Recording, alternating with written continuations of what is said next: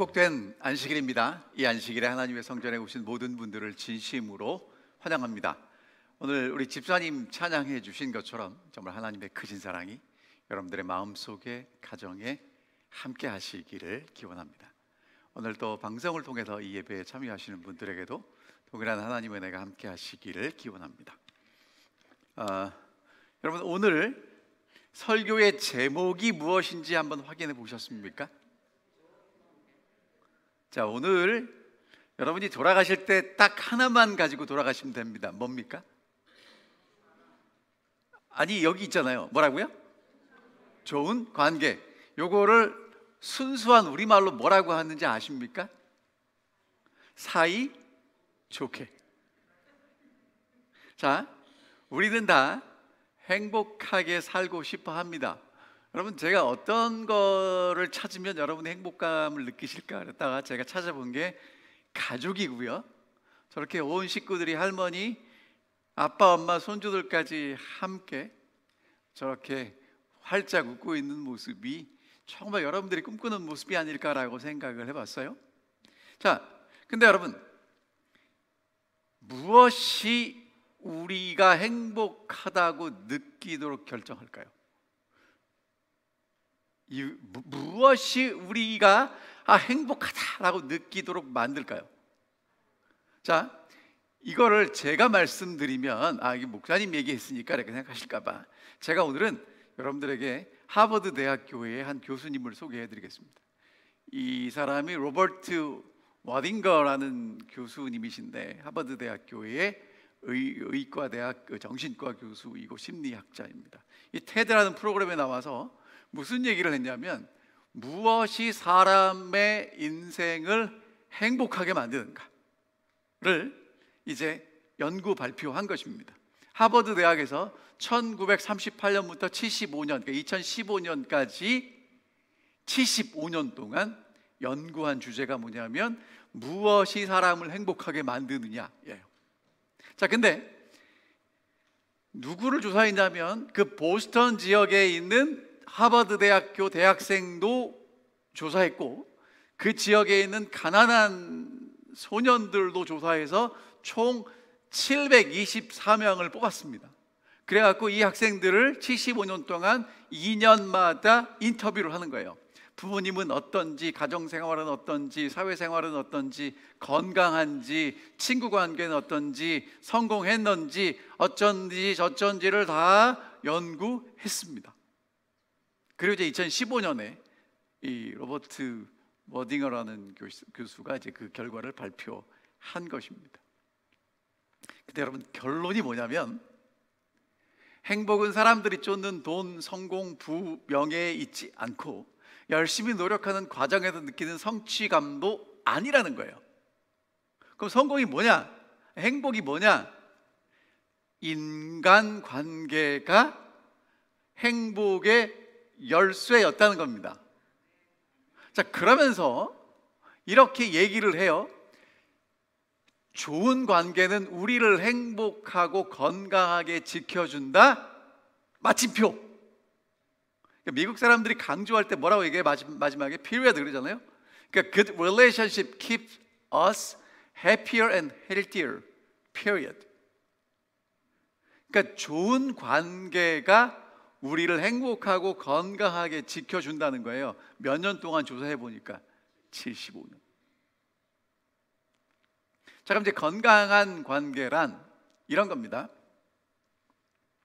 가족과 친구, 공동체와 긴밀한 관계일수록 행복을 느끼고 외로움과 고독은 독약과 같다는 거예요. 그러니까 여러분, 안식일에 교회 나오시는 게 얼마나 중요한지 아시겠죠? 여기 나오셔서 진짜 가족보다 더 가깝고 친밀한 공동체를 느끼시는 게 교회 나오는 목적이라는 거예요. 근데 혼자서 예배 드리시는 분들 참 죄송한데 여러분이 거기서도 그런 걸 느끼셨으면 좋겠고요. 그리고 혼자 있고 외로운 건 독약과 같다는 겁니다. 자, 그 다음에 요거 잘 보셔야 돼요. 두 번째가 뭐냐면 얼마나 많은 사람과 관계를 맺느냐보다 그 관계의 친밀함과 질이 더 중요하다는 거예요. 그러니까 요즘 SNS 하시는 분들 팔로워가 많다고 좋은 게 아니고 친구가 많다가 좋은 게 아니라 진짜 그 아주 정말 그 뭐라 할까, 친밀함, 신뢰할 수 있는 관계를 가지는 게 더 중요하다고 얘기하고요. 마지막으로 이 좋은 관계는 몸과 마음뿐만 아니라 두뇌도 보호한다는 거예요. 75년 연구를 했으니까 여러분, 좋은 관계를 맺는 사람들은 모두 걸리지 않는다는 겁니까? 치매도 걸리지 않는다는 거예요. 자, 조사에 참여한 사람들이 처음에는요 어떻게 생각했냐면, 돈이 많고 명성이 있고 사회적 성취를 추구하는 것을 위해서 열심히 달려갔어요. 그렇게 살면 행복해 살 거라고 생각했는데, 나중에 모든 그 인터뷰한 것들을 다 종합해 본 결과 인생을 행복하게 만드는 것은 돈과 명예, 지위, 권력이 아니라는 겁니다. 가족, 친구, 가까운 사람과의 좋은 인간관계가 사람을 행복하게 만든다는 거죠. 자, 근데 여러분, 이 관계가 좋을 때는 그렇게 좋지만 나쁠 때는 이게 정말 최악입니다. 자, 그래서 지금 성경은 오늘 우리에게 뭐가 중요하다고 얘기해요? 인간관계가 중요하다고 얘기하죠. 이제 인간관계를 제가 그 인터넷에 있는 그 사전에서 찾아봤더니 이렇게 써 있습니다. 둘 이상의 사람이 빚어내는 개인적이고 정서적인 관계라는 거예요. 그 다음에 우리 순수한 말로 뭐라고 얘기해요? 사이. 어떤 것이 다른 것과 맺고 있는 관계를 얘기합니다. 사이. 그러니까 여러분 있죠? 지금 옆에 있는 분들 한번 보셔야 돼요. 옆에 있는 분하고 나하고 어떤 관계를 맺고 있느냐가 뭐를 결정한다는 거예요? 내가 행복하게 살 수 있느냐 없느냐를 결정한다는 거예요. 자, 그러니까 이 말은 인간관계가 중요한데, 이제 오늘 여러분과 제가 살펴보게 될 에베소서에 있는 말씀도 무엇을 얘기하냐면 인간관계가 중요하다고 얘기를 하고요. 더 나아가서 하나님을 믿는 사람들이 하나님 잘 믿고 살아가는 건, 정말 그리스도인으로서의 살아가는 모습은 어디에서 나타난다고 얘기하냐면 인간관계에서 나타난다고 얘기합니다. 오늘 결론이 뭐냐면 좋은 관계예요. 좋은 관계는 어떻게 맺을 수 있다고요? 아까 우리 장로님 읽어주셨습니다. 여러분 오늘 기억절 아마 외우실 거예요. 같이 못 외우시면 저를 따라 하십시오. 그리스도를 경외함으로 피차 복종하라. 다시요. 그리스도를 경외함으로 피차 복종하라. 자, 그래서 이제 에베소서 5장 21절 이후에 관계들이 나와요. 근데 대표적인 관계가 있는데, 제일 먼저 경험하는 관계가 뭐냐면, 말씀하시는 관계가 부부 관계입니다. 그래서 아내들에게 이렇게 하십시오. 남편들에게 이렇게 하십시오. 여러분, 근데 자 보세요. 이게 아내들에게 하는 얘기가 더 많아요? 남편들에게 하는 얘기가 더 많아요? 왜 그런지 좀 이따 말씀드릴게요. 그 다음에 이제 이건 뭡니까? 그 다음에 관계가 가정이에요. 부모와 자녀입니다. 그래서 자녀들에게 이렇게 하십시오. 부모님들에게 이렇게 하십시오. 그리고 이제 그 당시 바울이 살았던 시대 사람들이 맺는 또 다른 관계가 뭐냐면 주인과 종의 관계였어요. 그래서 종들에게 이렇게 하십시오. 그 다음에 주인들에게 이렇게 하십시오. 이렇게 얘기했다는 거예요. 여러분, 이 말씀 제가 안 읽는데 집에 가서 읽어보십시오. 다 아시는 내용이니까 읽어보시면 되고요. 그러면 여기서 우리가 생각할 수 있는 게 세 가지가 있는데, 첫 번째가 뭐냐면 하나님은 사람들이 맺는 인간관계에 관심이 많다는 거예요. 자, 이게 왜 중요하냐면 우리가 예수를 믿는다 하면 누구를 믿는 거예요? 하늘에 계신 하나님을 믿는 건데, 내가 하나님 잘 믿는다고 얘기하면 그 사람이 하나님 잘 믿는다고 얘기하면 잘 믿는 거예요, 안 믿는 거예요? 잘 믿는 거죠. 정말 열심히 성경을 읽고 기도를 하고 교회 와서 봉사하고 하면 그 사람 하나님 잘 믿는 것처럼 보이는데, 성경은 우리에게 또 뭐라고 얘기하냐면 하나님 잘 믿는다는 건 하나님만 잘 믿고 섬기는 게 아니라 옆에 있는 사람들하고도 더불어 잘 살아가는 거다. 그게 하나님을 잘 믿는 거다라고 얘기하는 겁니다. 그래서 십계명을 요약하면 뭐예요? 하나님 사랑, 이웃 사랑이에요. 그러니까 하나님과 수직적인 관계도 중요하지만 동시에 모두 중요하다는 거예요. 다른 사람과의 수평적인 관계도 중요하다는 것입니다. 그러니까 여러분 있죠, 혹시 이렇게 생각하시는 분들이 계시다면 정말 집에 가서 오늘 잘 생각해 보셔야 돼요. 옆 사람은 꼴보기 싫어 죽겠지만 난 어디는 가서 잘 살고 싶어요? 하늘은 가서 잘 살고 싶다면, 여러분 만약에 꼴보기 싫은 그 사람이 하늘까지 쫓아오면 어떡하시겠어요? 심각한 겁니다. 되게 심각한 거예요. 그러니까 옆에 있는 사람하고 어떻게 지내셔야 돼요? 사이 좋게 지내셔야 돼요. 조금만 기다려 보세요. 잘 안 돼요. 이게 정답입니다. 잘 안 돼요. 자, 그래서 여러분, 예수님이요 십자가에 달려 돌아가시기 바로 직전에 뭐라고 하셨냐면, 어머니 보고 여자요, 내가 당신 아들입니다. 그리고 요한에게 뭐라고 그랬어요? 내 어머니라고 얘기를 해요. 그러니까 여러분, 예수님은요 십자가 위에서 돌아가시기 전에도 사랑하는 제자에게 어머니를 맡기고, 그리고 어머니가 새로운 관계를 맺기를 원하셨다는 거죠. 그러니까 여러분, 예수님은요, 하나님은 오늘 우리가 다른 사람들과의 관계에서 받은 상처에도 관심이 있고요, 그 관계 속에서 내가 일으킨 그 상처 때문에 힘든 그 관계에도 관심이 있으시다는 거예요. 두 번째, 관계는 그냥 생기지 않는다는 겁니다. 그러니까 우리는요 자꾸 어떤 착각을 하냐면, 결혼하면 남편과 아내가 될 거라고 생각해요. 맞죠? 남편과 아내가 되는데, 좋은 아내와 좋은 남편이 되기 위해서는 어떻게 해야 되는지 알아야 돼요. 배워야 돼요. 그게 익숙해져야 돼요. 그렇죠? 여러분, 자녀만 낳았다고 부모가 되는 게 아니라 정말 부모로서 어떻게 해야 되는지를 알아야 되고, 자녀도 부모님께 어떻게 해야 되는지를 알아야 된다는 거예요. 그러니까 관계는요 그냥 생기지 않아요.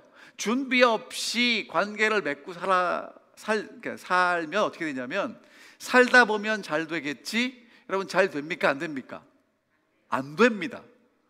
좋은 관계는 그냥 만들어지지 않는다는 거예요. 관계를 그냥 맺고 살아가다가 어떻게 관계를 맺어야 되는지 모르면 그 관계가 힘들어지고 혼란스러워지고 고통스러워지고 잘 안 돼요. 그래서 어떻게 하고 싶습니까? 그런 관계로부터 도망가고 싶어진다는 거예요. 여러분, 하나님이 우리를 사랑하시는 것 사실이고요, 우리를 구원하신 것도 사실이고요, 하나님의 능력이 정말 무한한 능력을 가진 것도 사실이지만, 관계를 맺기 위해서는요 우리가 그것들을 배우고 익혀서 관계를 맺지 않는 한 제대로 되지 않는다는 겁니다. 세 번째, 여러분, 인간관계를 지금 이제 아까 이제 주신 말씀들을 저희가 이제 좀 살펴볼 텐데, 이 말씀들의 결론은 뭐냐면, 관계를 맺을 때 우리가 관계를 잘 못 맺는 이유가 뭐냐면, 제 얘기입니다. 제 얘기니까 잘 할 수 있는 거예요. 그 관계를 통해서 무엇을 얻을까를 생각해요. 그러니까 관계가 맺기가 어려워진다는 거예요. 관계를 통해서 잘 맺으려면 내가 무엇을 줄까를 생각하라는 거예요. 그러니까 받는 게 익숙한 사람들에게 지금 예수 그리스도를 통해서, 아까 우리 주제 성경절이 뭐라고 그랬어요?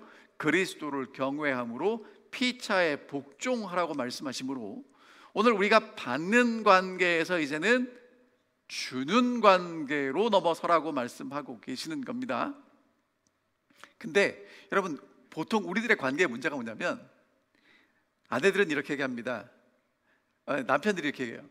내 아내가 남편에게 복종하지 않는 게 문제예요. 여러분, 보통 우리가 얘기하는 게 그렇지 않습니까? 그러면 아내들은 뭐라고 얘기해요? 우리 남편이 아내를 성경에 사랑하라고 그랬는데 그만큼 사랑하지 않는 게 문제예요. 이렇게 얘기하죠. 부모들은 뭐라고 얘기합니까? 내 자녀가 순종하지 않는 게 문제라고. 그러니까 자녀들은 뭐라고 얘기합니까? 부모님이 노엽게 하니까 그럴 수밖에 없잖아요. 그러니까 관계의 문제는 어디서 생기냐면, 다 받는 것만 생각하는 데서 문제가 생기는 거죠. 여러분, 아내들은 남편이 사랑하도록 만드는 게 가능합니까? 남편들은 아내들이 복종하도록 만드는 게 가능합니까? 자녀들은 내가 자녀를 낳았으니까 순종하라 그러면 순종합니까? 안 해요. 여러분, 관계를 맺는, 그러니까 누가 이렇게 하더라고요. 미국 집에 가면 모든 게 다 스위치로 움직인대요. 뭐 빼놓고 내 남편, 내 아내. 여러분, 제가 여쭤볼게요. 우리 여자분들, 남편이 잔소리하면 바뀝니까, 안 바뀝니까? 안 바뀌어요. 안 바뀐다니까요.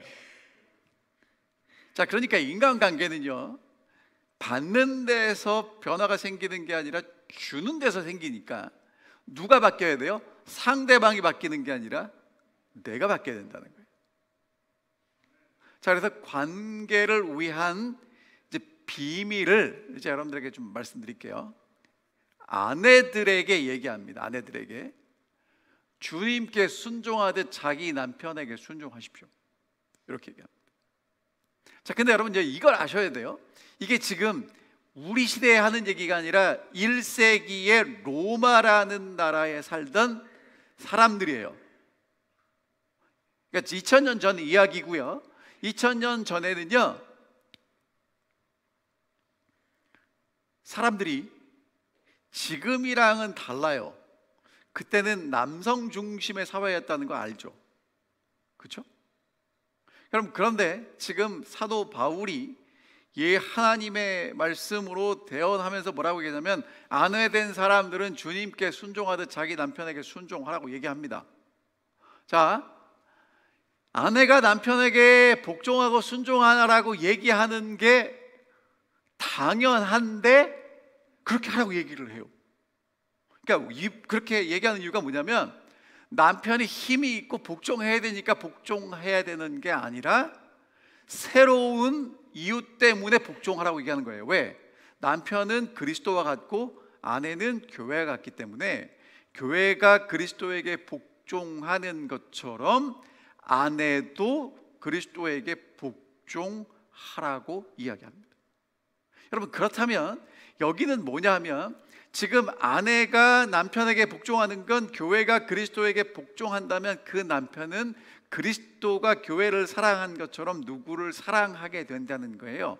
아내를 사랑하게 된다는 얘기를 하고 있는 거죠.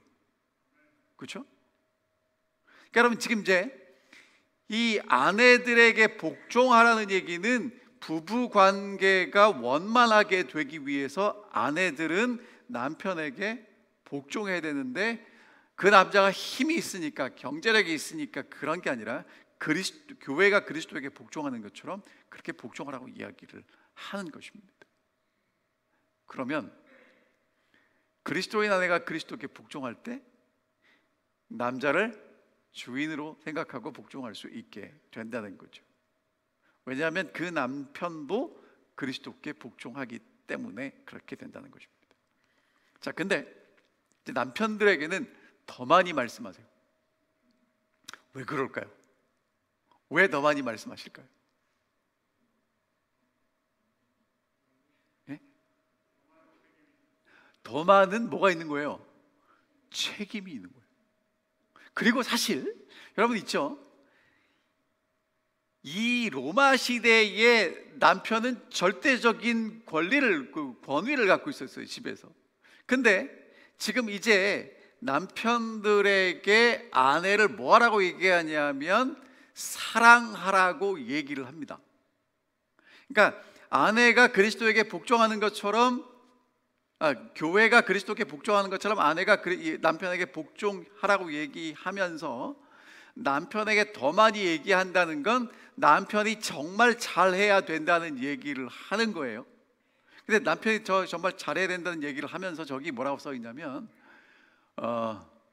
그리스도께서 26절입니다. 물로써 씻는 예식과 말씀으로 교회를 거룩하게 하시려고 당신의 몸을 바치셨고, 교회로 하여금 티나 주름이나 그 밖에 어떠한 추한 점도 없이 거룩하고 흠이 없는 아름다운 모습으로 당신 앞에 서게 하려는 것이라고 표현하죠.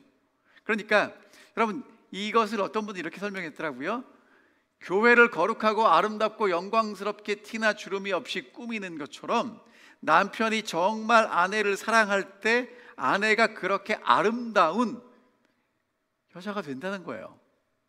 그렇죠? 그러면서 왜 아내를 사랑하라고 얘기를 하냐면, 내 이웃을 내 몸같이 사랑하라는 그 말씀 때문에 아내를 내 몸처럼 사랑하고 보호하라고 말씀하시는 것입니다. 근데 여러분 있죠, 이게 그 당시에는 이게 말도 안 되는 얘기예요. 왜? 남편이 모든 힘이 권한이 다 있었잖아요. 그럼 제가 쉽게 설명드릴게요. 여러분, 예전에 우리 여기 계신 우리 권장모님 초등학교 다니실 때, 그때 집에서 남자와 여자는 어땠나요? 남편이 집에 왕이었어요. 그러니까 저도 기억나는 게, 저희 외갓집에 가면 외할아버님은 밥상에서 식사를 하셨고요, 외할머님은 그 상에 앉지를 못하고, 여러분 조그마한 소반 기억나세요? 동그란 그 옆에서 식사하셨어요. 그게 우리 한국의 모습이었어요. 그러니까 여러분 로마 시대는 오죽했겠냐고요. 그런데 지금 바울이 남편들에게 뭐라고 얘기를 하냐면, 창세기 2장에 하나님이 남자와 여자를 만드신 것을 가지고 와서 남편들에게 아내를 뭐하라고 그래요? 사랑하라고 얘기해요. 그러니까 기득권자인 남편에게 사랑하라고 얘기를 하는 건, 피차 복종하라고 얘기하는 건, 내가 사랑하지 않아도 되는데 이제는 하나님 때문에 뭐 하라는 거예요? 사랑하라는 거예요. 여러분, 그 얘기가 무슨 얘기를 하는 거냐면, 그리스도께서 교회를 위해서 자기 목숨을 주신 얘기인데, 여러분이 아시는 대로 우리 창세기 공부했잖아요. 여러분, 아담이 범죄하기 전에 하와가 선악과 따먹고 죽는 거 알았어요? 몰랐어요? 알았죠. 그럼 아담이 이거 먹으면 죽는 거 알아요? 몰라요? 근데 먹었어요? 안 먹었어요? 그게 그리스도께서 교회를 사랑하는 사랑이라는 거예요. 그러니까 정말 그리스도를 경외하면 그렇게 아내를 사랑하게 된다는 얘기를 하는 거죠. 자, 그 다음에 이제 자녀들에게도 부모에게 순종하라고 얘기를 하는데, 여러분 이게 뭐 당연한 얘기잖아요. 여러분, 당연한 얘기가 아니에요. 왜냐하면 이 로마 시대에는요, 일반적인 좀 지위가 있는 가정에서는 부모가 자녀를 혹독하게 훈련시켜서 훌륭한 자녀로 양육합니다. 그러니까 자녀는 부모에게 절대 복종해야 했어요. 심지어 이런 경우도 있었답니다. 아기가 태어나면 그 아버지에게 아기를 데려왔을 때, 아버지가 애가 이렇게 보니까 쓸만하고 이쁘고 똘똘하면 이렇게 아이를 이렇게 양육할 수도 있고요, 그 아이를 거들떠도 보지 않으면 그 아기는 갖다 버려야 됐대요. 그런 시대였어요. 그런 시대에 지금 자녀들에게 부모님께 순종하라고 이야기를 하는 이유가 뭐냐면, 그렇게 부모가 힘이 있기 때문이 아니라 10계명에, 하나님이 계명에 뭐라고 말씀하셨냐면, 그렇게 부모를 공경하면 땅에서 잘 되고 장수하는 복을 누릴 수 있는 하나님의 약속에 의지해서 부모에게 순종하라고 얘기하는 거예요. 자, 그 다음에 부모님들에게도 뭐라고 얘기하냐면, 자녀들의 마음에 상처를 입히지 말라고 얘기를 하는데, 이게 무슨 얘기를 하는 거냐면, 부모가 너는 내가 낳았으니까 내 거라고 생각하지 말고, 자녀도 하나의 인격체로 존중하고 자녀들의 감정을 살펴서 잘 대우하라는 것입니다. 여러분, 이런 얘기가 힘이 없는 사람은 들으면 좋지만 힘이 있는 사람은 이런 얘기 잘 들어오질 않아요. 근데 지금 그렇게 하라고 이야기하고 있죠. 그 다음에 종들에게도 지금, 여러분 이게 보통 얘기가 아니에요. 봐요, 남의 종된 사람들은 그리스도께 복종하듯 두렵고 떨리는 마음으로 성의를 다해서 자기 주인에게 복종하십시오. 여러분, 이게 말이 됩니까? 안 됩니까? 아니, 종은요, 주인의 명령에 복종하는 게 종이에요. 그런데 지금 사도 바울은 뭐라고 얘기했냐면, 당연한 것을 새삼스럽게 강조합니다. 이유가 뭐예요? 지금 당신이 섬기는 건 눈앞에 있는 주인이지만, 궁극적으로 이 주인 너머에 계신 누구를 주인으로 생각하고 섬기라는 거예요. 그리스도를 주인으로 생각하고 섬기라는 겁니다. 그래서 일을 어떻게 하냐면, 눈속임으로 있는 데선 잘하고 없는 데서는 막 하지 말고 하나님 앞에서 일하는 것처럼 성실하게 일하십시오. 그럼 누가 갚아주시겠습니까? 하나님이 갚아주실 것입니다 라고 얘기하는 거예요. 자, 그 다음에 주인들에게도 뭐라고 얘기하냐면, 종들에게 잘해주고 윽박 지르지 말라는 겁니다. 왜? 그 사람의 종이 당신일지는 몰라도 당신의 주인이신 하나님이 하늘에 계시다는 거예요. 근데 여러분, 이게 참 재밌는 게, 그 당시 노예는 재산입니다. 사고 팔았잖아요. 그러니까 재산이기 때문에 주인들이 마음에 안 들면 종을 뭐 할 수 있어요?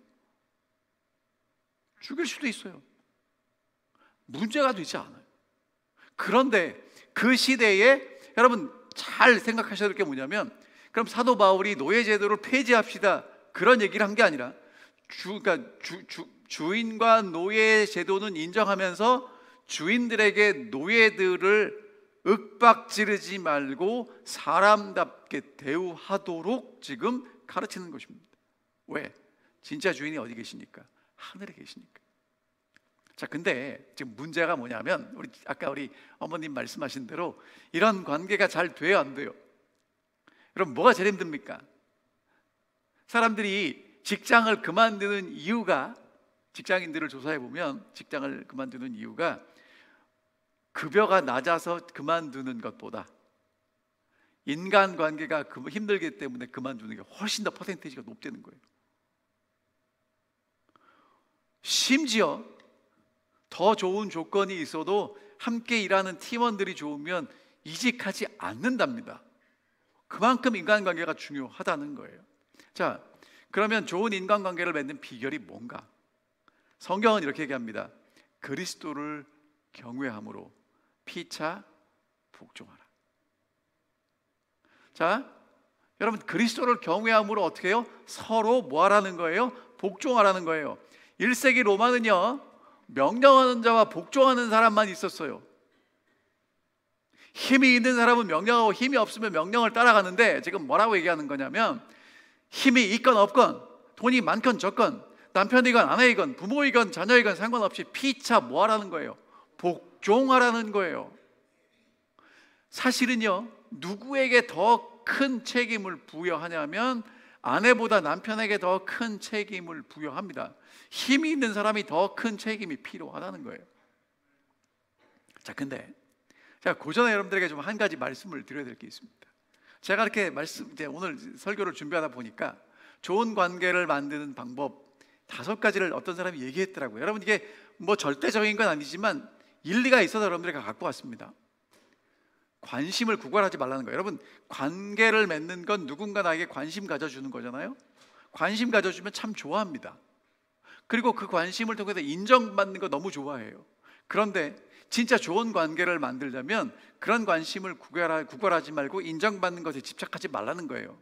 그리고 내가 관계 맺는 사람에게 너무 많이 기대하지 말라는 겁니다. 왜? 그러면 그 사람이 좀 멀어질 수 있다는 거예요. 서로에게 자유를 주라는 건 뭐냐면 적당한 거리가 필요하다는 겁니다. 아무리 가까운 사이라도. 그러면서 진짜 좋은 관계를 맺기 위해선 자신을 진심으로 사랑하라는 얘기인데, 이 얘기를 오늘 우리가 사용하는 단어로 표현하면 자존감이 있어야 된다는 거예요. 그러면 관계는요, A와 B가 관계를 맺을 때 A도 똑바로 서 있고 B도 똑바로 서 있을 때 A와 B가 올바른 관계를 맺을 수 있잖아요. 그렇죠? 그러니까 오늘 여러분과 제가 정말 남편으로서, 아내로서, 부모로서, 자녀로서, 주인으로서, 종으로서 관계를 제대로 맺고 살아가려면 남편인 나의 모습으로 바로 서야 되고, 아내인 나의 모습으로 바로 서야 되는 거예요.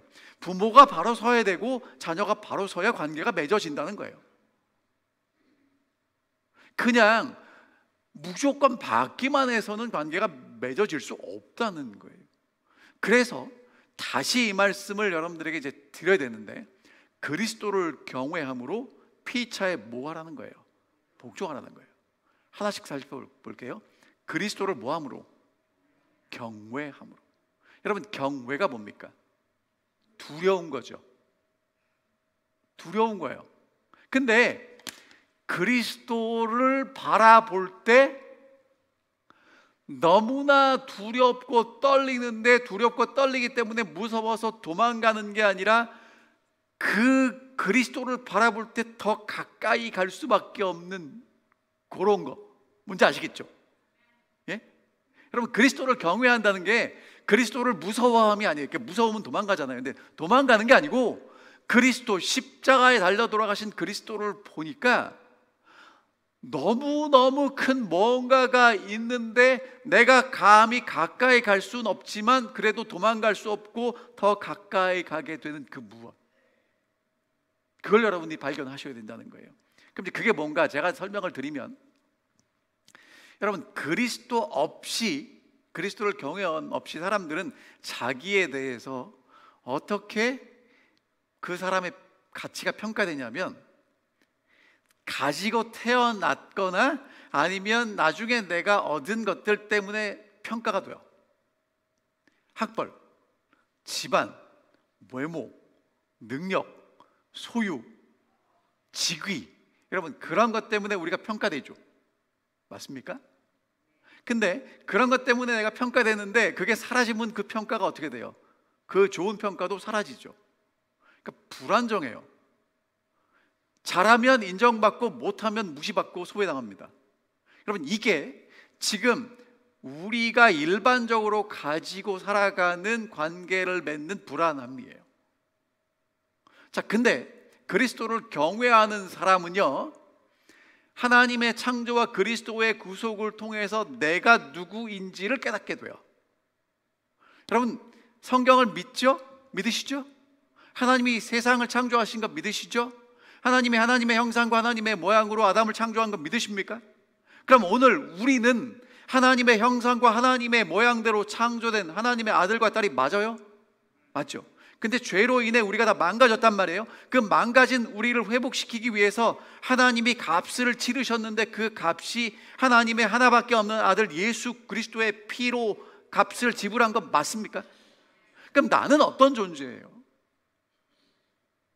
하나님이 시각으로 봤을 때는 하나님의 형상과 하나님의 모양으로 창조되었고 예수 그리스도의 무한한 보혈로 다시 되산 하나님의 아들과 딸이에요.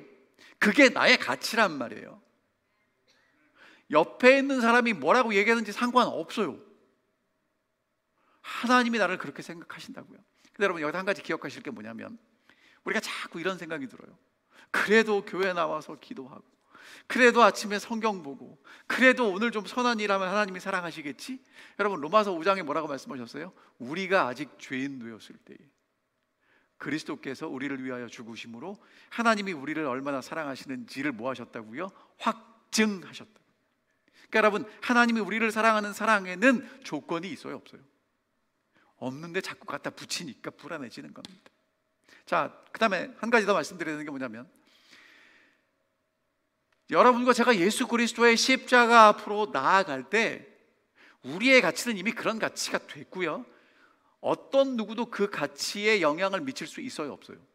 로마서 8장에 뭐라고 말씀하셨냐면, 천세나 권세자나 현재나 미래나 죽음이나 생명이나 어떤 무엇도 그리스도 예수 안에 있는 하나님의 사랑에서 나를 끌어낼 수 있다고요, 없다고요?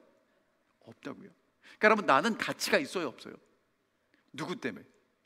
하나님 때문에, 예수님 때문에. 여러분, 그래서 얻는 게 뭐예요? 자존감이라는 거예요. 자존심이 아니고 내가 얼마나 소중한지를 깨닫게 돼요. 근데 여러분, 자꾸 옆에 있는 사람 쳐다보면 그 사람보다 내가 잘하면 우월감이 생기고요, 나보다 잘하는 사람 옆에 가면 열등감이 생겨요. 그런 거 말고요, 흔들리는 감정 말고요, 하나님 앞에서, 십자가 앞에서 나를 볼 때 나는 어떤 존재인지를 분명히 깨닫게 된다는 거예요.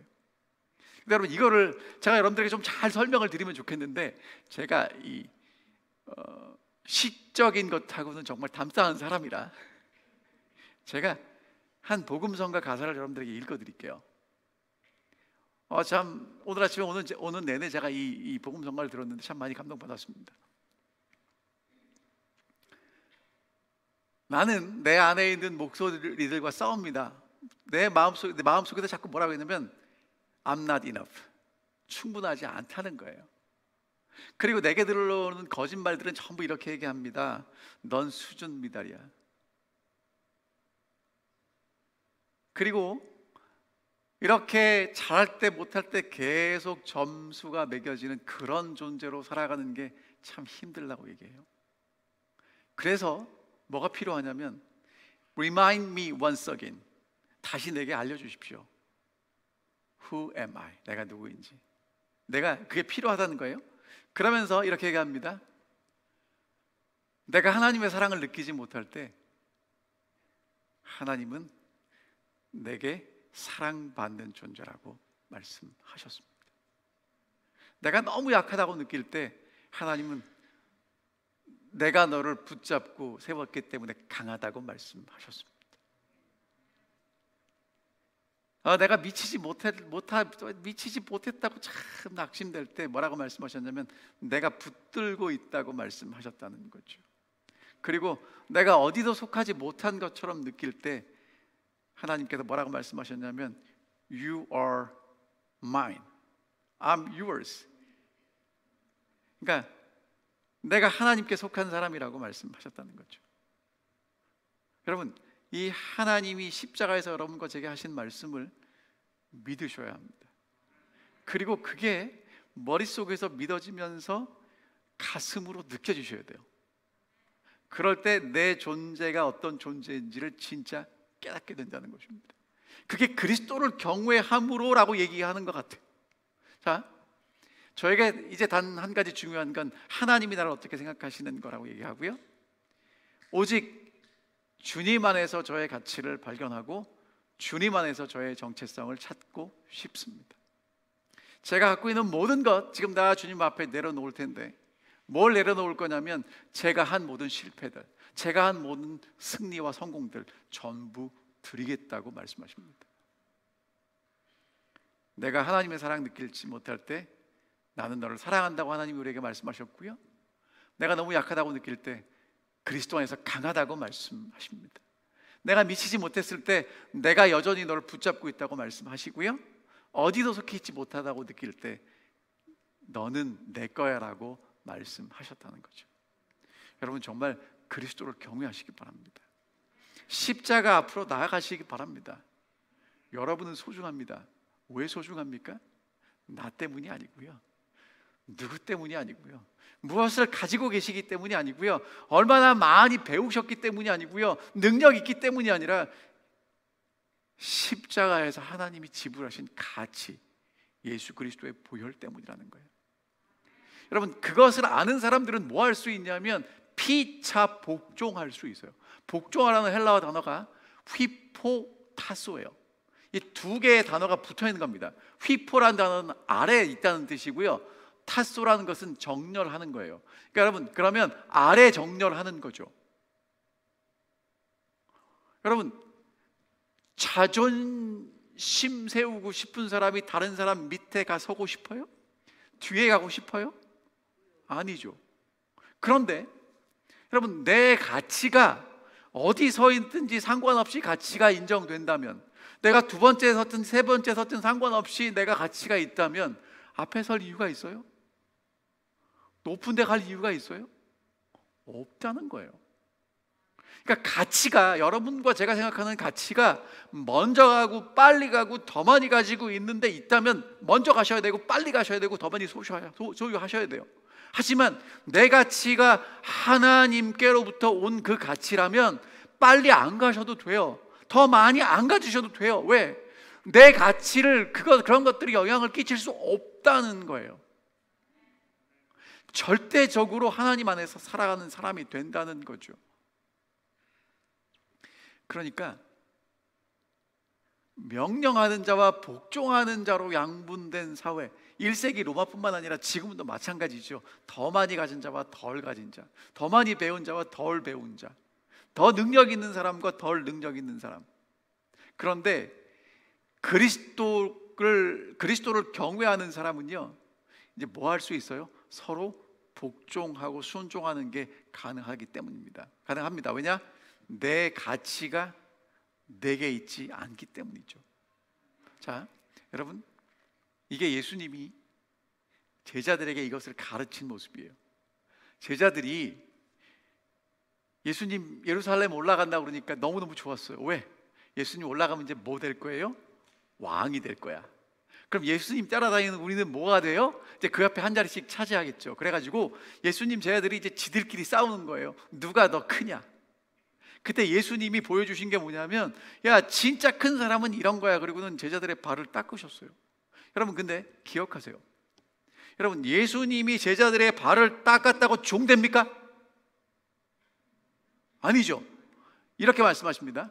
그리스도께서는 제자들에게 당신이 그들의 발을 씻기심으로 그분의 존엄성이 조금도 상하지 않았다는 것을 이해시키고자 하셨다. 너희가 나를 선생이라 또 주라 하니 너희 말이 옳다. 내가 그렇다.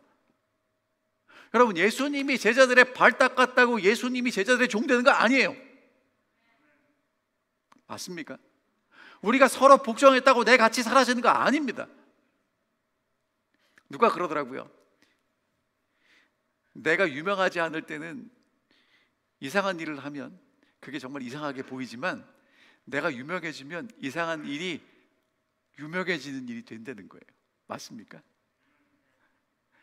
그러니까 여러분 있죠? 하나님 앞에서 자존감을 가지고 사십시오. 내가 얼마나 소중한 존재인지를 깨닫고 사셨으면 좋겠습니다. 그래서 사도 바울이 뭐라고 했냐면 오직 사랑으로 서로 종노릇하라. 이제 저는 말씀을 마치면서 여러분들에게 말씀드리겠습니다. 그리스도를 경외함으로 피차 뭐하라고요? 복종하라는 거예요. 이 말은 뭐하라는 얘기냐면 사이좋게 지내라는 겁니다. 남편과 아내 사이에 사이좋게 지내고 부모와 자녀 사이에 사이좋게 지내고 주인과 종 사이에 사이좋게 지내라는 거죠. 여러분, 사이좋게 지내는 게 행복한 것이고요, 이렇게 사이좋게 지내는 사람들이 계속 사이좋게 사는 걸 영생이라고 합니다.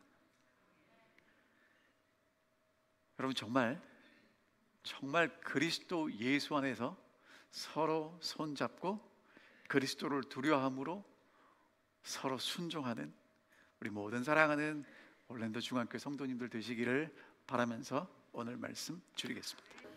하늘에 계신 아버지, 오늘 저희가 하늘아버지를 우리 아버지로 믿고 살아갈 수 있도록 인도해 주셔서 감사합니다. 더불어 우리 사랑하는 이웃들과 형제들과 함께 좋은 관계 속에서 살아갈 수 있도록 인도해 주시니 감사합니다. 주님, 우리의 남편과 아내와 부모와 자녀와 종과 주인, 우리가 맺는 모든 관계가 주님 안에 좋은 관계가 될 수 있도록 인도하여 주시옵소서. 그리스도를 경외함으로 피차 복종하고 사랑 안에서 서로 섬기며 살아갈 수 있는 우리 모두가 되게 인도해 주시옵소서. 먼저 그리스도를 경외하고 살아갈 수 있는 저희가 되게 하심으로 하나님의 사랑 안에 우리가 얼마나 소중한 존재인지를 깨닫게 하시고, 그렇게 주님 안에 선 우리가 서로를 위해 섬기고 봉사하며 살아갈 수 있는 작은 천국을 만들고 작은 천국 속에서 주님과 살아갈 수 있도록 인도하여 주시옵소서. 한 주일 그렇게 주님과 함께 살기 원하오니 저희들의 관계 속에 함께 하시고 천국을 미리 맛볼 수 있도록 인도해 주시옵기를 사랑 많으신 예수 그리스도의 이름으로 간절히 기도하옵나이다. 아멘.